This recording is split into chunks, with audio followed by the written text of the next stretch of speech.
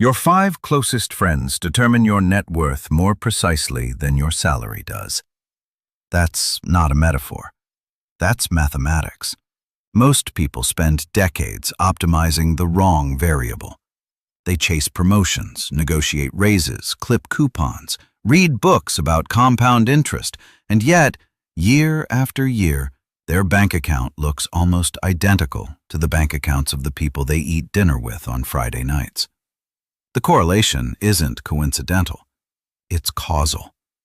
And once you understand the mechanism, the actual biological and mathematical machinery underneath it, you can never unsee it. This isn't about cutting people off. This isn't a cold, transactional guide to upgrading your social circle like you'd upgrade a phone plan. This is about understanding the invisible physics that governs your financial life. Because right now, whether you know it or not, gravity is working on you. The question is whether it's pulling you up or pulling you down. Let's talk about gravity. In physics, every object with mass exerts a gravitational pull on every other object. The more mass, the stronger the pull. You can't opt out. You can't decide not to be affected by gravity. You can only understand it, work with it, or build enough thrust to escape it. Your social environment works exactly the same way. Every person in your orbit exerts a pull on your behavior, your spending, your ambitions, your sense of what's normal. The more time you spend with them, the stronger the pull. And most people, almost all people, are completely unaware that this force exists. They think they're making free choices. They think they chose that car, that apartment, that vacation. They didn't. Gravity chose for them. Here's the first mechanism. Call it the baseline drift. Your brain doesn't measure wealth in absolute terms. It measures it in relative terms. This is not a character flaw. This is neuroscience. The human brain evolved in small tribal groups where relative status, not absolute resources, determined survival and reproduction. Being the wealthiest person in a group of 10 meant access to better food, better mates, better protection. Being the poorest meant the opposite. So your brain developed an exquisitely sensitive status detection system. It's always scanning, always comparing, always recalibrating what normal looks like. Here's what that means in practice. If your 5 closest friends earn $50,000 a year, your brain registers $50,000 as the baseline. Anything above that feels like success. Anything below feels like failure. You make financial decisions, consciously and unconsciously, to stay above that baseline.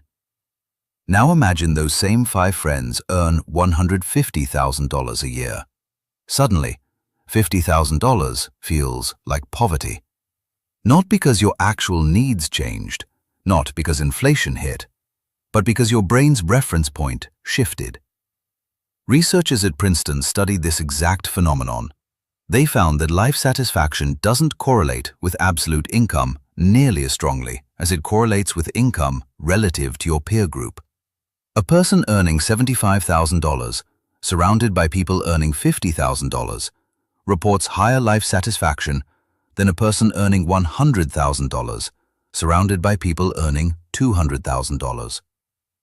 The math is brutal. You can earn more and feel poorer simply because of who you're standing next to. The practical exit from this trap is not to earn more, it's to recalibrate the baseline. When you spend time with people who are building wealth, people who drive modest cars and own significant assets, people who talk about investments the way others talk about restaurants, your brain begins to register that as normal. The baseline shifts upward in the right direction, not in spending, in building.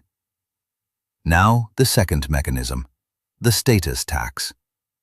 Every social group has an unwritten membership fee. Nobody announces it, nobody invoices you, but it's real and it compounds. Think about what it actually costs to maintain friendships with people who live a certain lifestyle. If your friends go to $80 dinners every Saturday, you go to $80 dinners every Saturday. If they take international vacations twice a year, you feel the pull, the social gravity to do the same. If they drive new cars, your 3-year-old car starts to feel like a statement. Not a financial statement, a social one. And your brain, wired for tribal belonging, treats social exclusion as a survival threat. Literally. The same neural pathways that process physical pain process social rejection. Saying no to the dinner, the vacation, the car, it doesn't just feel awkward, it feels dangerous. This is the status tax. It's the invisible surcharge you pay to remain a member of your social group. And unlike income tax, it scales with the lifestyle of your group, not with your actual income. Here's the mathematics of it. Suppose your social group's lifestyle costs you an extra $1,000 per month in spending you wouldn't otherwise choose. Dinners, trips, clothes, gadgets that signal membership. That's $12,000 a year. Over 10 years, assuming a modest 7% annual return if invested instead, that's not $120,000. That's $165,000. The status tax doesn't just cost you money, it costs you the compounding of that money. It costs you the future version of that money. It costs you freedom. The wealthy understand this intuitively. Warren Buffett still lives in the house he bought in 1958 for $31,500. Not because he can't afford better, because he long ago stopped paying the status tax to a social group that demanded visible wealth as proof of membership. His reference group, the people whose opinions actually shape his behavior, are people who measure success in compounding, not consumption. The practical exit: audit your social spending. Not your total spending, your social spending specifically. How much do you spend per month to maintain membership in your current social group? Write the number down. Then ask, is this the membership fee I want to keep paying for the next decade? Third mechanism, the vocabulary ceiling. This one is subtle. This one is devastating. The conversations you have on a regular basis determine the ceiling of your financial imagination. If the people around you never talk about investing, you won't think about investing. If they never discuss business models, you won't develop intuitions about business. If their financial vocabulary consists of paycheck, bills, and can't afford it, then those are the cognitive tools you'll use to navigate your financial life. Language isn't just communication. Language is thought. The words you have access to determine the concepts you can think with. A person who doesn't know the word arbitrage cannot think arbitrarily about price differences across markets. A person who has never heard the phrase cash flow positive cannot intuitively evaluate whether a business is worth starting. The vocabulary you absorb from your environment is the operating system of your financial mind. Research in cognitive linguistics, particularly work building on Lev Vygotsky's concept of the zone of proximal development, shows that we develop cognitive capabilities primarily through social interaction. We don't learn to think in isolation. We learn to think by thinking alongside others, which means the intellectual ceiling of your social group is, functionally, the ceiling of your own cognitive development in that domain. Here's what this looks like in real life. Two people, same intelligence, same education, same starting salary. One spends their evenings with friends who talk about their 401k allocations, the rental properties they're analyzing, the side businesses they're building. The other spends their evenings with friends who talk about what they bought, what they watched, what they're going to buy next. 5 years later, the first person has a financial vocabulary of several hundred specialized terms and the intuitions that come with them. The second person is still using the same 5 financial words they learned in high school. The gap isn't intelligence. The gap is vocabulary. and vocabulary is a function of environment. The practical exit. Deliberately seek out conversations that stretch your financial vocabulary. Podcasts, books, and online communities can supplement this, but nothing replaces live conversation with people who are actively building. Find one person, just one, who is operating at a financial level above yours, and make a genuine effort to spend time with them. Listen more than you talk. Let their vocabulary become your vocabulary. Fourth mechanism, the permission structure. Before you do anything significant, start a business, make a major investment, change careers, move to a new city, you run it through an invisible approval process. You don't call it that. You call it talking it over with friends. But what you're actually doing is seeking permission. And the permission you receive is bounded by what your social group believes is possible for someone like you. This is not cynicism. This is social psychology. Solomon Asch's famous conformity experiments in the 1950s demonstrated that people will deny the evidence of their own eyes, literally claim that a shorter line is longer when surrounded by others who assert the opposite. The pressure to conform to group consensus is not a weakness of character. It's a feature of human social cognition. It kept our ancestors alive. In a tribal environment, going against group consensus was genuinely dangerous. The brain learned to treat social consensus as evidence of truth. But here's the problem. Your social group's consensus about what's financially possible is based on their experience, their risk tolerance, their imagination, and their own history of what has and hasn't worked. When you bring them your idea, the business plan, the investment opportunity, the career pivot, they evaluate it through that lens. And if it's outside their experience, their instinct is to protect you from it.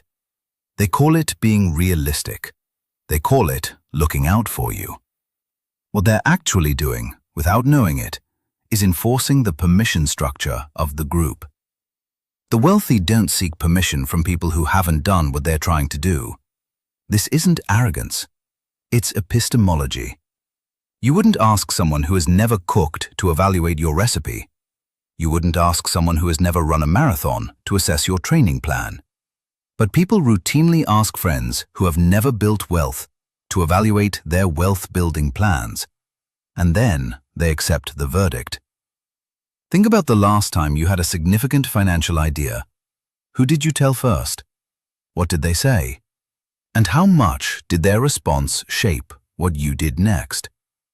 If the people you told first were people who have never done anything like what you were proposing, their skepticism was not data, it was noise. Expensive noise. The practical exit. Separate your emotional support network from your strategic advisory network. You can love your friends deeply and still recognize that they are not the right people to evaluate your financial decisions. Find mentors, formal or informal, who have done what you're trying to do. Seek their input on strategy. Keep your existing friends for everything else. You don't have to choose between connection and ambition. You have to stop conflating the two. Fifth mechanism, the compound divergence. This is where the mathematics becomes genuinely frightening. Small behavioral differences, compounded over time, produce enormous outcome differences. This is the fundamental law of compounding, and it applies not just to money, but to habits, skills, knowledge, and networks. The person who invests $200 a month starting at 25 and the person who doesn't, by 65, the gap between them isn't $96,000, the difference in contributions. It's over $500,000, assuming historical market returns. The divergence is not linear. It's exponential. Your social environment determines your default behaviors, not your occasional behaviors, your defaults. What you do automatically, without thinking, on a Tuesday evening, whether you open a brokerage app or a shopping app, Whether you talk about building something or buying something, whether you spend the weekend learning a skill that compounds or consuming entertainment that doesn't. These defaults are set, in large part, by the norms of your social group. What everyone around you does becomes what you do, not because you're weak, because you're human. Now apply the compounding math to behavioral defaults. Suppose being in a wealth-building social environment shifts your savings rate by just 5%. You save 15% of your income instead of 10%. On a $60,000 salary, that's $3,000 more per year. Compounded over 30 years at 7%, that difference is not $90,000. It's $283,000. A 5% behavioral shift, driven entirely by social environment, produces a $283,000 outcome difference. And that's before accounting for the compounding effects on income, the better opportunities, the expanded network, the upgraded vocabulary, the permission to think bigger. The divergence between two people who start in the same place but enter different social environments is not a matter of luck or talent. It's a matter of physics. Different gravitational fields produce different trajectories, always, without exception. Here's the research that crystallizes this. Nicholas Christakis and James Fowler, in their landmark study published in the New England Journal of Medicine, demonstrated that behaviors, including financial behaviors, spread through social networks like contagions. They found that your chances of becoming obese increase by 57% if a close friend becomes obese. The same network effect applies to financial behaviors, spending habits, investment behaviors, entrepreneurial activity. They all spread socially. You are not just influenced by your friends. You are, in a measurable, quantifiable sense, partially constructed by them. The practical exit from compound divergence is not dramatic. It doesn't require burning bridges or delivering speeches about your new financial philosophy. It requires a quiet, deliberate reallocation of time. Spend slightly less time in environments that reinforce consumption defaults. Spend slightly more time in environments that reinforce building defaults. The shift doesn't need to be large. Because of compounding, it just needs to be consistent. Now let's talk about the part nobody wants to talk about. How do you actually change your social environment without becoming a cold, calculating person who treats relationships like assets on a balance sheet? The answer is that you don't change your social environment. You expand it. The mistake most people make when they understand this framework is that they think the solution is subtraction.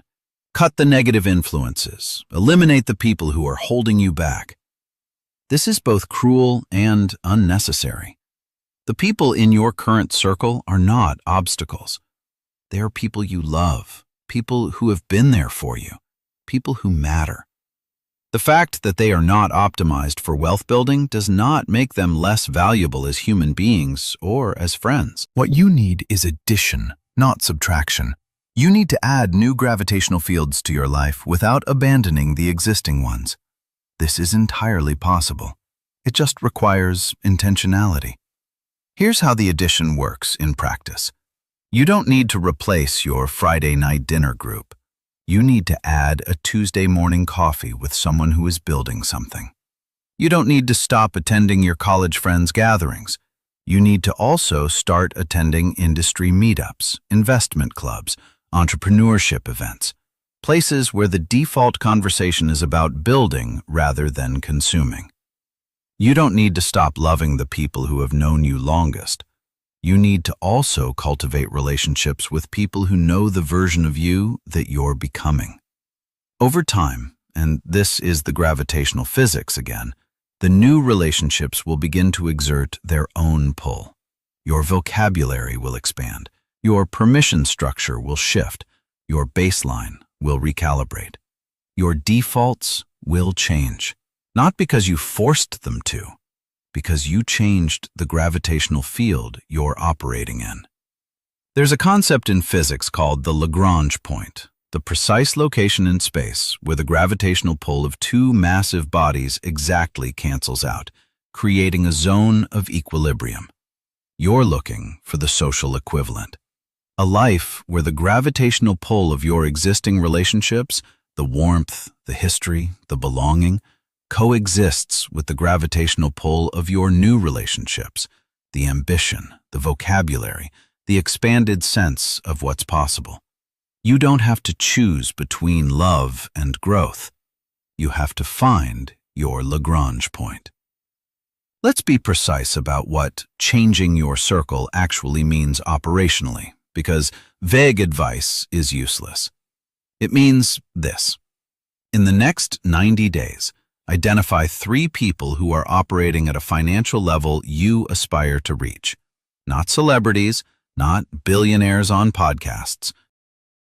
Real people in your actual world. A colleague who has built a rental portfolio, a former classmate who started a business, a neighbor who retired early. People you can actually have a conversation with. Reach out to one of them, not to ask for advice, not to pitch anything, just to express genuine curiosity about what they're doing and how they think. Most people who have built something are delighted to talk about it with someone who is genuinely interested. That one conversation will do more for your financial trajectory than any book, any course, any podcast. Because it will give you something none of those things can give you. A living, breathing example of what's possible for someone in your actual world. It will shift your permission structure in a way that abstract information cannot. It also means this. In the next 90 days, notice, without judgment, which of your existing relationships consistently pull you toward consumption and away from building. You don't need to end those relationships. You need to be conscious of the gravitational field they create. When you're in those environments, you can choose to be a conscious participant rather than an unconscious one. You can enjoy the dinner without ordering the most expensive thing because everyone else is. You can take the vacation without putting it on a credit card because the group norm demands it. Consciousness is not the same as coldness. You can be warm and present and loving while also being aware of the forces acting on you. And it means this. Start talking differently in your existing relationships. Not preachy, not evangelical, just differently. When the conversation turns to what people bought, you can mention what you're building. When someone complains about money, you can ask a genuine question about what they're doing about it. You don't need to convert anyone. But you might be surprised how many people in your existing circle are waiting for someone to give them permission to talk about building instead of buying. You might be the gravitational field that shifts someone else's trajectory. There's a study conducted by researchers at Harvard and MIT that tracked the social networks of people who achieved significant upward economic mobility. The finding was consistent. In almost every case, the mobility was preceded by a period of deliberate social expansion, not replacement, expansion. The people who moved up economically didn't abandon their roots. They added new branches.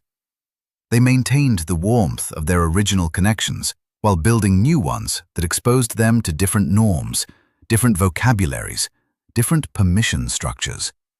The ones who tried to simply cut their old circle and replace it with a new one, the cold, transactional approach, tended to end up isolated. They gained financial knowledge, but lost the social support that makes risk-taking psychologically sustainable. Because here's the thing about building wealth. It's scary. It involves uncertainty, failure, periods of doubt. You need people who love you unconditionally to get through those periods. Your old friends, the ones who have known you since before you had anything to prove, they are not your financial ceiling. They're your emotional foundation. Don't confuse the two. The ceiling is not the people. The ceiling is the exclusive gravitational field. The solution is not to escape the people. The solution is to add more gravitational fields. Now let's return to the physics one final time. A rocket sitting on a launch pad is not fighting gravity, it's building thrust. The moment it ignites, it doesn't argue with gravity or resent it or try to pretend it doesn't exist. It simply generates enough force to work with the physics of the situation. And here's what most people don't know about rocket launches. The first few seconds are the hardest. The rocket is heaviest at launch, full of fuel, fighting maximum gravitational pull, moving almost imperceptibly slowly. To an observer, it looks like it might not make it. But the physics are already decided. Once the thrust exceeds the gravitational pull, the trajectory is set. Every second after that, the rocket gets lighter and faster. The same fuel that felt like dead weight at launch becomes the engine of acceleration. Your social environment is the gravitational field. Your deliberate choices, the new relationships you build, the conversations you seek out, the environments you place yourself in, are the thrust. Right now, you might feel like you're barely moving. The gravitational pull of your current environment is strong. The new relationships feel awkward and effortful. The old patterns reassert themselves constantly. This is the launch pad phase. This is supposed to feel hard, but the physics are already decided. Every new relationship that expands your vocabulary adds thrust. Every conversation that shifts your permission structure adds thrust. Every hour spent in an environment where building is the default adds thrust. The compounding hasn't started yet because you haven't cleared the gravitational field yet, but you're closer than you think. The door is not locked. It was never locked. You just couldn't see it because everyone around you was facing the other direction. The mathematics are on your side. The biology is neutral. It responds to whatever environment you place it in. The only variable is whether you're conscious enough to choose the field you want to operate in. Your friends are not your financial ceiling. Your exclusive dependence on one gravitational field is your ceiling. And gravity, as any physicist will tell you, is not a life sentence. It's just a force. And forces can be worked with, redirected, and, with enough thrust, escaped entirely. The launch pad is right here. The physics haven't changed. The only question is whether you're ready to ignite.